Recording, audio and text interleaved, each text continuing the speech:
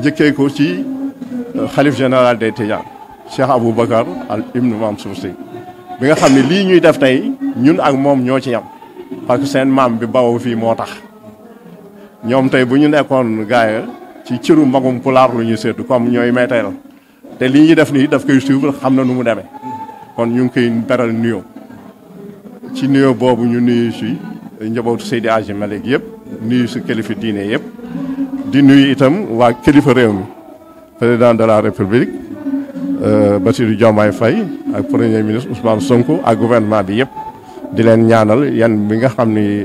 peuple bi yon na leen ko suñu borom jàppale leen ba liñ ci bëgg ñu am ko.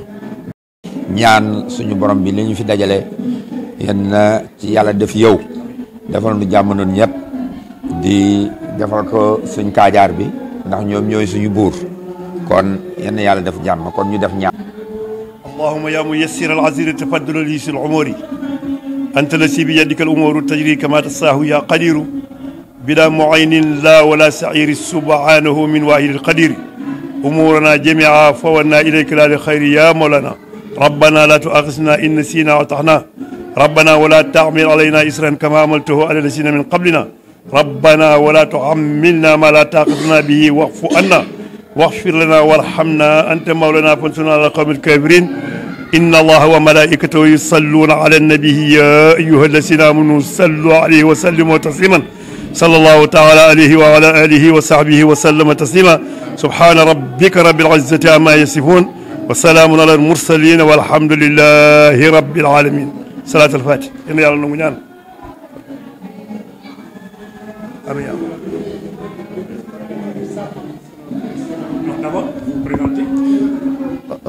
alhamdulilahi rabbil alamin asalaamaaleykum wa rahmatullah waaw ginnaaw suñu ñaanu sëriñ léegi mën nañoo wax incha allah man maa ngi tudd Mame Ountou Fall liñ fi taxaw daja tey mooy damay doxal sëriñ Kadiar liñ ma fal sëriñ Kadiar bu gaaye donc loolu mooy li feeñ tey. tey jii événement bi lan mooy sens bi d'abord. waaw événement bi daal xew-xew bi moom lu am solo la li ko tax a jóg moo di ay bokk yu daje ëpp na ñeenti téeméeri at wala mu jóge ko def seen benn nose seen tëralin xool naka la seen mbir di yéwénee ci seen biir ñu jël ki sant Fall jiital ko ku ci nekk am ci cëram ñii doxal nañu seen cër ñeneen ñi ñu ngi ñëw di doxal seen cër kon da ngay jàpp ni gouvernement communautaire traditionnel moo fi am près de 3 siècles ki ko jiite nag di Serigne Kadiar ñi koy fal nag jalak de mooy magum nappkat yi jiitu ci ak magum pulaar moom mooy kaala ak magum ngéen ñoom ñooy ñaan ñoom ñooy taxawal pal gi sant ñang yor cummikaayu Serigne Kadiar. waaw fàllare bi fa laa jëm fàllare bi lu ko tax a jóg mooy mag ñi li ñu jaayante woon mën na ay siècle moom li ñu feddali tey at mu nekk ñu feddali ko ci cosaan tàmbaliwul woon ci fàllare ci xeetu jën la tàmbali woon di dox ba jamono indi ko ci fàllare li tax ñu taamu fàllare mooy importance bi mu am ñëpp xam nañ ni fàllare wala boog ñuy wax nàdd fii lu am solo la ci tabaski bu fekkente ni kilifa boo xam ni yéen a bokk ngor moom mu wóolu la ba pare jël teraanga yu toll noonu bés bi bu jotee mu indi ko ngir fedd li nga xam ni moom la maam yi jaayante woon loolu mooy solo bés bi tey. tey est-ce que jotul état bi yu mel nii mu nekk loo xamante ni dañ koy doon surtout ci wàllu tabaski ñu daal bu doon patrimoine ci état bi. waaw patrimoine la déjà ndax paluk Serigne Kadiar gi am na arrêté de 2020 du ministère de la culture boo xam ni moo ko def patrimoine culturel immatériel au niveau national mais surtout au niveau ci région fleuve ñeent luñ ci tànn ceebu jën bi ngeen doon dégg ñëpp xam nañ ko moom. beneen bi muy leeso ñu ñuy ràbbee leeso genre basang la. beneen bi mooy feexaan bii ñuy dégg ak folum Serigne Kadiar ci tey nag du bésu pal gi jàll na mais tey beesu feddali coloré bi la kon nekk na patrimoine au niveau national léegi nag li ci des mooy ñun suñu engagement ñu def ko d'utilité publique muy jëriñ askan wi lii am na ba pare fal am na ñu ngi doxal léegi nag gouvernement itam xam nga fu muy dem day bare mboola ba pare mu xam ni mboolu moom am na njëriñ ci askan wi kon suñu mission tey mooy non seulement ñu dëppale ko ak jamono ba pare liggéey boo xam ni dina mucc ayib ba gouvernement bi xam ni liñ doon defee lii patrimoine réccu wuñ ko waaw.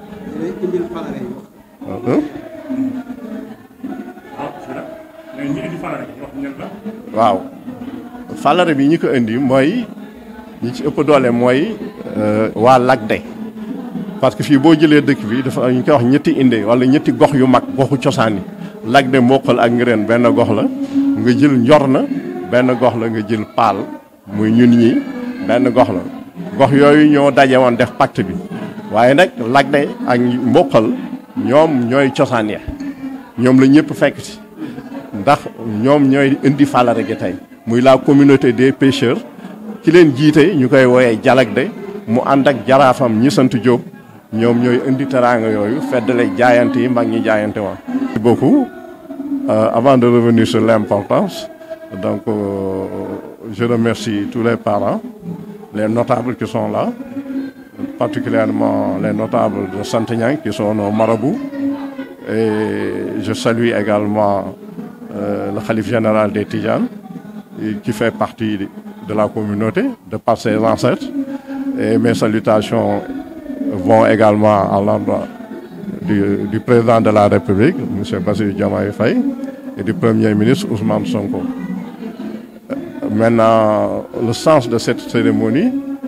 c'est pour renouveler le pacte, le consensus communautaire historique que nos ancêtres ont gravé sur du marbre en organisant un gouvernement communautaire, une sorte de démocratie participative où chaque partie prenante joue un rôle important. Donc ce consensus-là a été réussi par nos ancêtres, ça fait plus de 3 siècles, et ça a survécu à la révolution des Allemands, ça a survécu à la colonisation, ça a survécu à la République.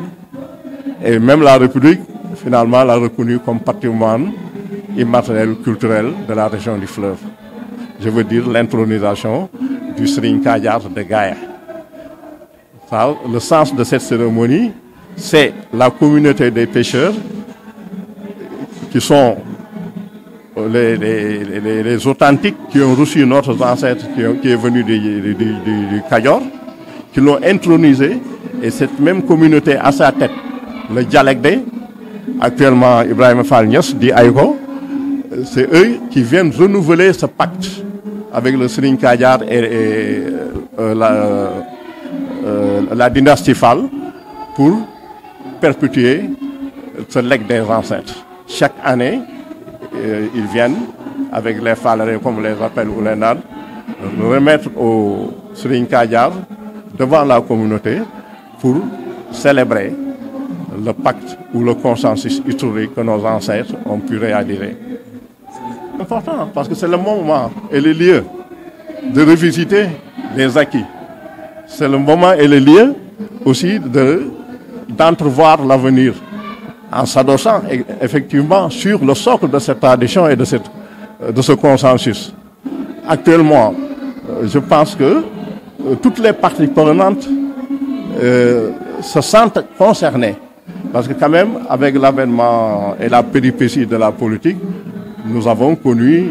une petite léthargie par rapport à cette tradition. Et notre mission, c'était de revaloriser cette tradition, de fixer les règles du jeu par écrit, ce que nous avons fait avec la charte de Kadiar Gaïa, et pour léguer ça aux générations futures. L'État est en train de le revaloriser déjà en le reconnaissant comme patrimoine culturel immatériel de la région du fleuve et du Sénégal. Maintenant, c'est à nous aussi d'avoir du répondant pour encourager l'État à continuer avec nous cette revalorisation et cette consolidation de ces acquis-là. Donc nous sommes en train de travailler dans ce sens. te o yiɗi ngandon dental ngal wona dental bolle puyde par ce que addi ɗum ko cosaan taniraɓe amen waɗi ɗum kamɓe woni leñol falɓe e leñol ñasɓe kamɓe joyi dental ngal joni noon ko hawri mabɓe ɗo kamɓe joyi jinmi noon onon gaye ngandon on ko famdani par ce que ɓiɗo taniraji amen ha hande ko ɗum wonat ko ɗum yahat kala ko wawi hen wonde ko kamɓe joyi welade mettede foof kamɓe joyi ko kamɓe waɗi o cosan ha hande taniraɓe e foof heeɓ hen nden noon o ñalande ko kawam Mamoudou Fall kanko joyi ɗum e miñam Babacar Niass kanko tanam neli ɗum Ayko Niass kam jeyi ñalande en kamɓe waɗi sababu o Allah waɗi hande en dañani sona teddugal amen en dañani sona ñalana men kala ko woni ñalana men ala ko jarnani men par ce que enen woni jaltaɓe min o min woni jaltaɓe kamɓe woni paalɓe kamɓe woni kawam nden ko nder dental ngal jeeyani te ko kalmi o ɗo ala mo wonɗo wawde firtide ko tanam jeeyi ɗum tanam Penda Sarr e tanam Mamadou Fall kamɓe jeeyi ɗum nden noon kadi haala ko ala mo wawi hen ittude ala mo wawi firtide ɗum noon en ñagata Allah yo ya yeeso ha taniraɓe men taniraɓe men foof jatiraɓe men foof heeɓe hen ko ɗum woni anniya men ɗum woni yiiɗa men par ce que ni men tawri baya men ni men tawri baya men ɗum min gondat ha o gas ha enen foof a gas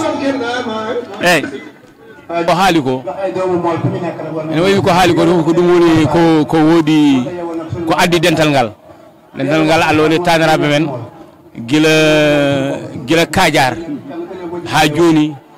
ko ñalawma ndeɗo ñalawma ɓe mbaɗat ɗum eyyi so ɓe juuli taske ha weeti tan machallah kamɓe fof ɓe kawru ɗo